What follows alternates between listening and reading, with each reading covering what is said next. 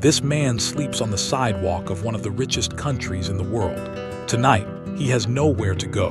This is homelessness in America.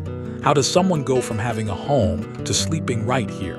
What you're about to see happens every day in America. These luxury homes is a reality most people never see. This is America's hidden homelessness. The city wakes slowly along the bends of the Mississippi River, and in Memphis, Tennessee, where median home values hover around the low to mid $200,000 range, cheap by national standards, yet impossibly distant for thousands. The morning light reveals a parallel world unfolding beneath overpasses, behind closed storefronts on Lamar Avenue, along the river bluff, and in the shadows of neighborhoods shaped by music, memory, and neglect, where homeless men and women rise from cardboard beds and damp blankets, folding their lives into backpacks before the city fully notices them. Because homelessness here is not a single story, but a chorus of voices shaped by lost jobs at warehouses, untreated mental illness, generational poverty, rising rents that outpace wages, medical debt, addiction, domestic violence, and the quiet erosion of hope. And as downtown condos advertise luxury living within walking distance of Beale Street, people like Raymond, who once worked security at FedEx Field, count change for coffee and wonder how a city built on soul music can feel so indifferent, while shelters fill quickly, forcing many to choose between strict curfews or sleeping outside where safety is never guaranteed, where women hide in plain sight to avoid assault and older men cling to routine as their last form of dignity. And as the day stretches on, the homeless population disperses, some panhandling near traffic lights, some searching dumpsters behind grocery stores, some lining up at soup kitchens run by overworked volunteers who know most faces by name, while statistics float above them like abstractions, numbers about housing shortages and income inequality that fail to capture the weight of carrying everything you own on your back. And in neighborhoods like Fraser and South Memphis, where boarded-up houses sit empty while people sleep outside, the contradiction becomes impossible to ignore. Because the problem is not only the absence of housing, but the presence of systems that fail repeatedly, cycling people through emergency rooms, jails, and temporary shelters without offering permanence. And when the heat of summer turns sidewalks into griddles or winter winds cut through thin coats, survival becomes a full-time job, pushing long-term plans out of reach. And yet within this struggle there are moments of fragile community, shared cigarettes, borrowed phones, jokes told to make the hours pass faster, a sense of belonging formed among those society has pushed aside. While outreach workers walk block to block trying to connect people to housing programs with years-long wait lists, and faith leaders preach compassion from pulpits just blocks away from encampments that will be cleared by police before the week is over. And at night, as the city's lights reflect off the river and tourists drift back to hotels, the homeless settle again into doorways and tents, listening to distant music and traffic, measuring time not in months or years but in meals and safe hours of sleep. And the question hangs heavy in the humid Memphis air: how a city with affordable home values compared to the rest of the nation can still leave so many without a place to belong, as the cycle repeats day after day, unseen by most, endured by many, and waiting, always waiting, for a future that feels just one policy change, one paycheck, one act of humanity away, yet never quite arrives. As the night deepens and the river air cools, the people without homes in Memphis slip into a half-sleep shaped by sirens, passing freight trains, and the constant calculation of danger, because rest is never complete when you are guarding your shoes, your bag, your body, and your place on the sidewalk. And by dawn, the cycle begins again with aching joints and unanswered questions, as mothers with children move quietly to avoid attention, knowing that visibility can mean separation, while veterans replay old wars in their minds under bridges that echo with traffic, and young people, some barely out of their teens, navigate the streets after aging out of foster care with no safety net waiting for them. And throughout the city, opportunity feels unevenly distributed, as new developments rise near downtown and the medical district, while public housing wait lists stretch for years, and caseworkers apologize with practiced sadness because funding has run out again. And every delay pushes people closer to the edge, where one bad night, one arrest for loitering, one untreated infection can undo months of fragile progress, and the irony remains sharp. In a city where home prices are still considered affordable by national standards, wages remain stagnant, rents climb steadily, and credit histories shattered by survival make even modest apartments unreachable. And so people adapt, forming routines that mimic stability. Same street corner, same meal times, same faces.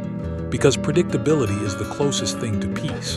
And still, shame follows them, carried in the way passersby avoid eye contact or clutch bags tighter. Forgetting how thin the line is between housed and unhoused, especially in a city shaped by economic shocks and racial inequality that did not begin yesterday. And when rain floods low-lying camps near the river or police issue notices to clear encampments for safety, entire communities are erased overnight, forcing people to start again with less than they had before. And yet hope flickers stubbornly in small victories. An ID finally replaced, a job interview scheduled, a bed secured in transitional housing, a phone call from a sister who hasn't given up yet. And these moments matter because they prove the story is not finished, even as exhaustion threatens to convince people otherwise. And as Memphis moves through another day, tour buses rolling, blues drifting from open doors, families driving past without seeing, the homeless remain woven into the city's fabric. Living proof that housing is not just about numbers or markets, but about dignity, memory, and the right to rest without fear. And until the city chooses to treat shelter as a foundation rather than a privilege, the river will keep flowing past a skyline that tells only half the truth. While on the streets below, people continue to wait, endure, and survive, holding on to the belief that being unseen does not mean being unworthy, even when the world around them seems determined to forget. Time stretches differently for those living outside, and in Memphis the hours crawl beneath the weight of uncertainty, as days blur into one another marked only by meal schedules, shelter lotteries, and the slow wear of the body. And the city's rhythms, rush hour traffic, school bells, weekend crowds, move past them like a parallel universe they can see but rarely enter, while the promise of stability feels perpetually postponed, and stories circulate among the homeless like cautionary tales. Someone finally housed only to lose it after missing one appointment. Someone clean for months who relapsed after sleeping through a storm. Someone who vanished after an encampment sweep and was never heard from again. And these stories settle deep, shaping behavior, breeding mistrust. Because hope has consequences when it is repeatedly taken away. And still people try, lining up for day labor that pays just enough to eat but not enough to save, charging phones at libraries to check emails that rarely bring good news, and filling out forms that ask for addresses they do not have, while the systems designed to help them often move too slowly for lives that require immediate answers. And as seasons change, the struggle adapts, summer heat bringing dehydration and illness, winter cold turning small mistakes into fatal ones. And each year the city mourns quietly when someone is found unresponsive in a doorway, their name briefly appearing in local news before fading from public memory, even though their absence leaves a hole in the small community that knew them. And in these moments, the question grows louder. What does progress mean if it does not reach the most vulnerable? If rising property values and new developments coexist with people sleeping feet away from vacant buildings? And as policymakers debate budgets and strategies, the homeless live the results in real time, feeling every delay as hunger, every cut as displacement, every promise as something to be cautiously examined rather than trusted. Yet amid this relentless uncertainty, humanity persists in stubborn ways. Someone sharing the last of their food, someone standing watch while another sleeps, someone teaching a newcomer where to find water or how to avoid trouble. Acts that do not solve the crisis but soften its edges. And as night falls once more over Memphis, the river reflecting lights that seem almost close enough to touch, the homeless settle into another uneasy rest, carrying with them the weight of survival and the quiet insistence that their lives matter, even if the city has not yet decided how to prove it. And so the story continues, unresolved, unfolding one long day at a time, waiting not for sympathy alone, but for action that turns the idea of home into something real. Morning returns without ceremony, and for those still sleeping outside in Memphis, it arrives as a negotiation between pain and persistence. As stiff backs rise from concrete and tired eyes scan the street for signs of danger or opportunity, because every new day demands effort before it offers anything in return. And the homeless move again through familiar routes, toward churches serving breakfast, toward clinics with limited hours, toward corners where generosity fluctuates with traffic lights and moods. While the city's economy hums unevenly around them, warehouses expanding, logistics trucks rolling through, yet leaving many behind whose labor once powered those same systems. And conversations drift through camps about rising rents, about neighborhoods changing, about how even the cheapest apartments now require deposits and paperwork that feel deliberately out of reach. And the frustration settles deep because the math never works. Minimum wage versus rent, day labor versus stability, survival versus progress.